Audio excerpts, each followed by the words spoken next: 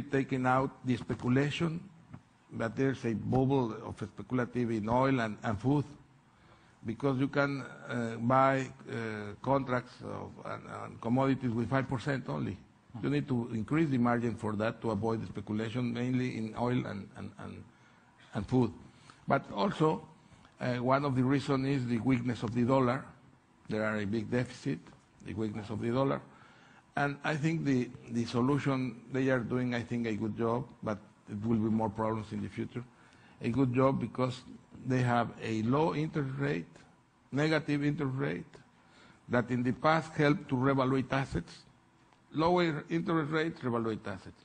The worst thing that they can do is to increase the interest rate, like in 81. You remember in 81 it went to 21, the prime rate was 21%. That was crazy.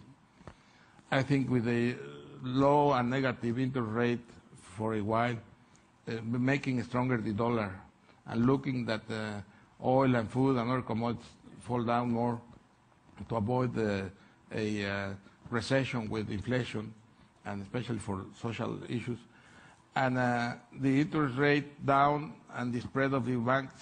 The problem is a crisis of the financial system. Mm-hmm. And the way that they can go out is with a spread between what is the active and the passive. No, they can have 5%, 4% spread of 6%. It's a lot of money. Mm-hmm. If you are paying 1.5% or 2%, and you are collecting 6 or 8 or 10 or 12, you can correct that in 2 years. The reason I'm asking about the financial crisis is because people in the United States have a stereotype of Latin America financial crises. And now it seems like we're having a financial crisis. I wonder what the Latin Americans think about our financial crisis, right? Well, I told you before that you solve your problems with the savers. That's with low interest rates, with negative interest rates. And the Monetary Fund and other institutions press Latin America to be paid by the consumers. Right. And that's great crisis, no?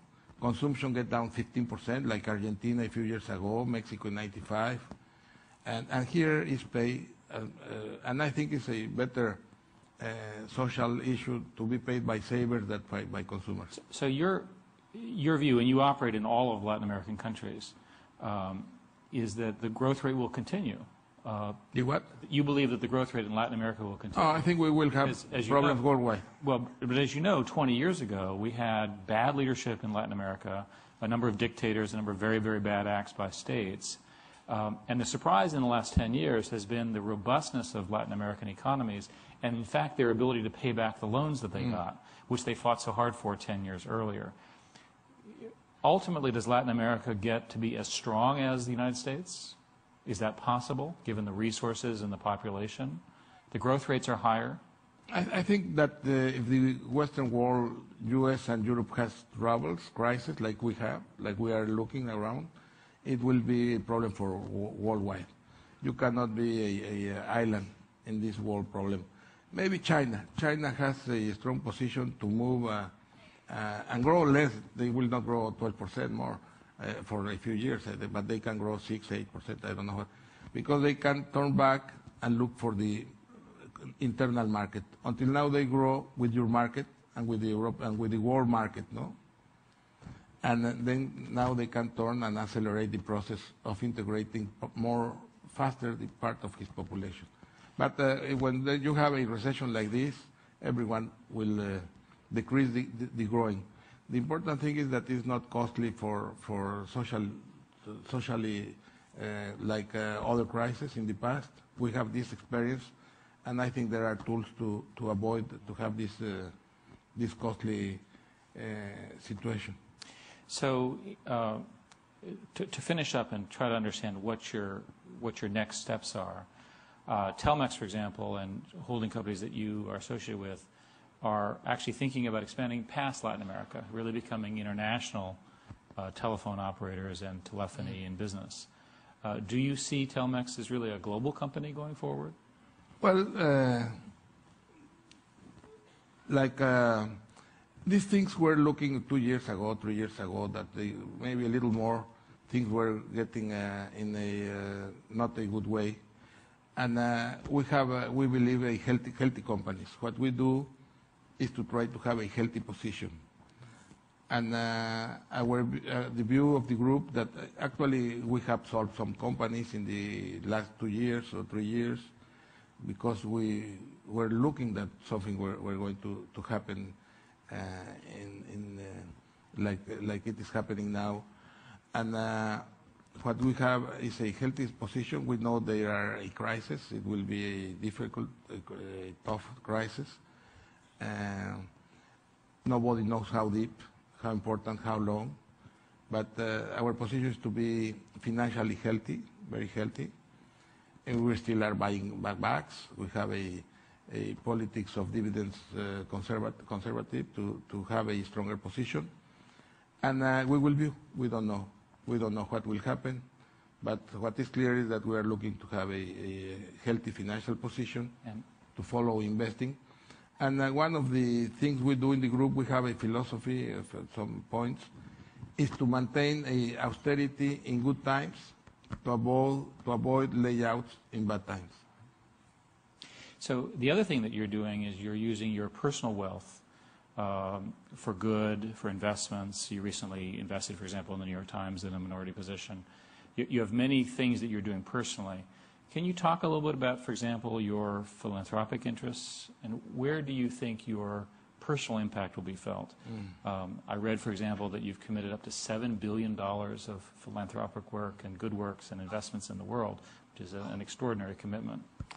We're focusing in Latin America, Mexico and Latin America. We have some experience already doing some jobs like Mexico downtown, that I was in charge of that, coordinate the efforts, and it works very well. And I think the combination of non-profit organizations like the foundations and profit business can work together in some areas. Sometimes it's only the non-profit, let's say for health and education. It mainly is non-profit, but also you can develop profit companies to support the activity and move in the same direction. Let's say if you are talking about infrastructure, you need someone that say, I will invest on that. No? Let's say Central America has 70% of his energy in thermoelectric, but when they have a lot of water, but they don't go hydroelectric because they don't have the investment and the money to make the investment. I think we need to change that to 70% hydroelectric and 30% thermoelectric when they have so much water to use for this kind of power that is recyclable. No? Entonces, if the others don't invest, we are investing already there and proposing investment there. And in this way, you have these profit companies.